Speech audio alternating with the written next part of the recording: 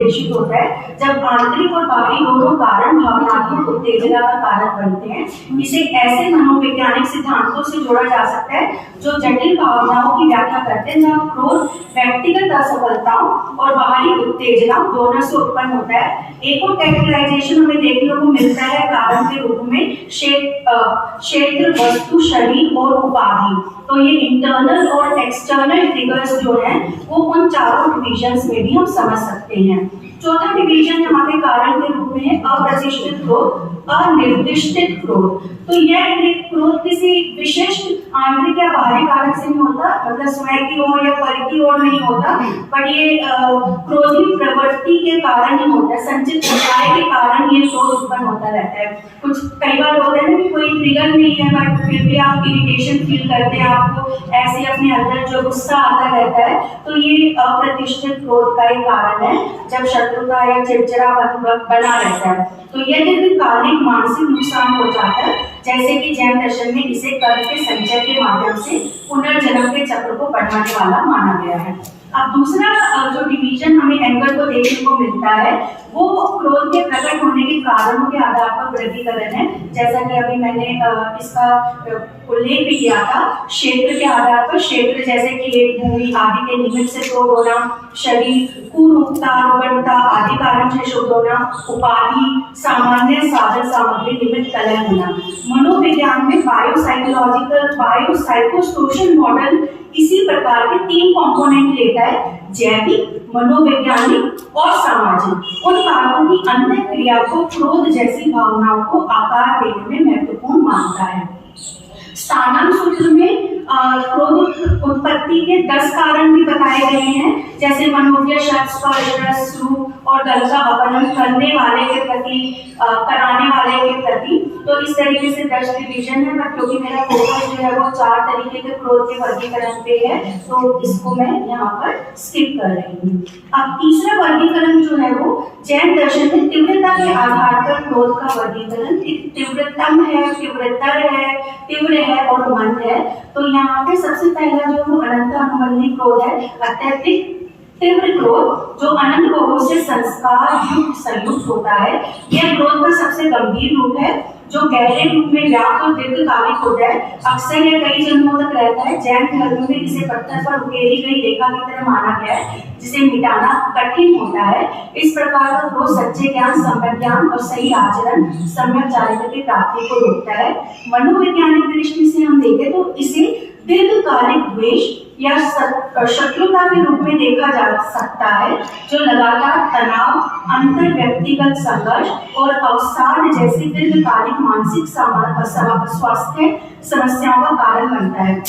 और जहाँ तक मुझे समझ आ रहा है कि जैसे साइकोपैथ्स होते हैं, हैबिचुअल क्रिमिनल्स होते हैं, आदतन अपराधी जो होते हैं या हिंसा में आनंद लेने वाले लोग होते हैं, तो वो इसी कैटेगरी से बिलोंग करते हैं।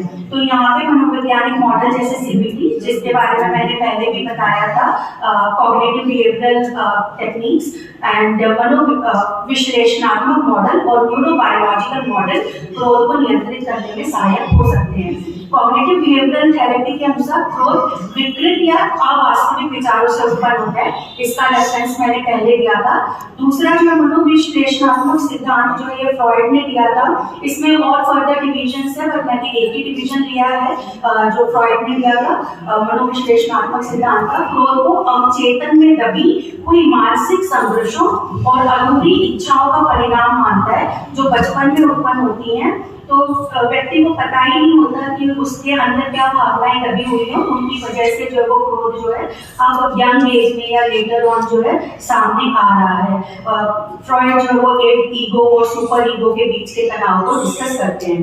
न्यूरोबायोलॉजिकल मॉडल मस्तिष्क के उन हिस्सों पर केंद्रित होते हैं जो क्रोध से संबंधित होते हैं, जैसे अमिगडाला भावनात्मक प्रतिक्रियाएं और प्रीफ्रंटल कॉर्टेक्स भावनात्मक क्रिया वितरण, सेरोटोनिन के स्तर और आनुवंशिक हेरिडिटरी रीजंस भी होते हैं।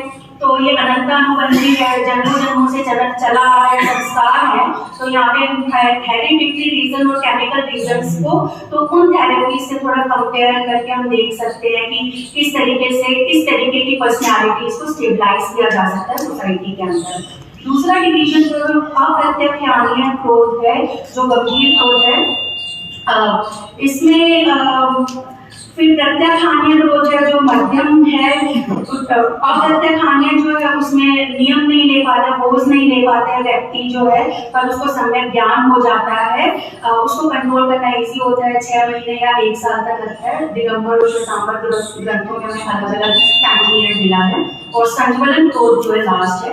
इसके बाद मैंने संकल्प के आधार पर 4 डिवीजन दिया है। शुभ क्रोध, शांत क्रोध जो अभी एक्सप्रेस नहीं किया गया है, उदय को प्राप्त क्रोध जो एक्सप्रेस कर दिया गया है, तीसरा बुद्धिपरक क्रोध है।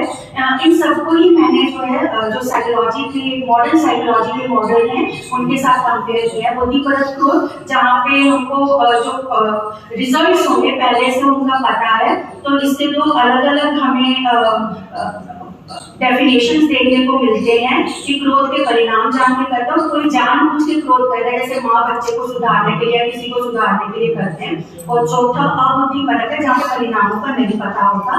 और कुछ परंपराएं कहती है कि राइटलेस एंगर उनको जस्टिफाई करती है, मॉडर्न साइकोलॉजी भी जस्टिफाई करती है, पर जैन धर्म जो है उनको जस्टिफाई नहीं करता है। 4th सेक्शन जो है उसमें फोकस किया गया है यही जो मैंने अलग अलग थेरेपीज, अलग अलग मॉडल्स बताए, वो किस तरीके की थेरेपीज लेकर आ रहे हैं जिससे एंगर को कंट्रोल किया जा सकता है। तो वो थेरेपीज को मैंने डिस्कस किया। और जैन दर्शन में क्रोध को मिथ्यात्व, राग और द्वेष से जुड़ी एक कर्मबद्ध मलिनता माना गया है।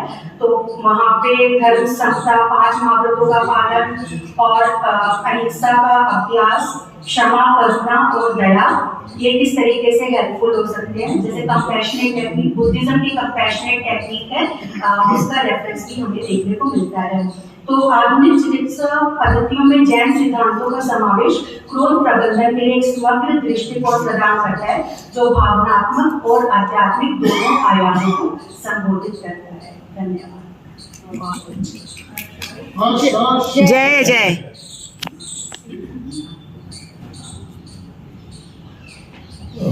धन्यवाद आपको बहुत बहुत। प्रश्न नहीं है, प्रश्न नहीं है।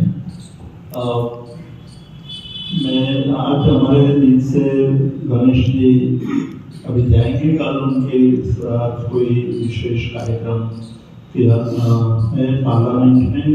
हमारे वाइस प्रेसिडेंट को मिलना है और कुछ काम है, इसलिए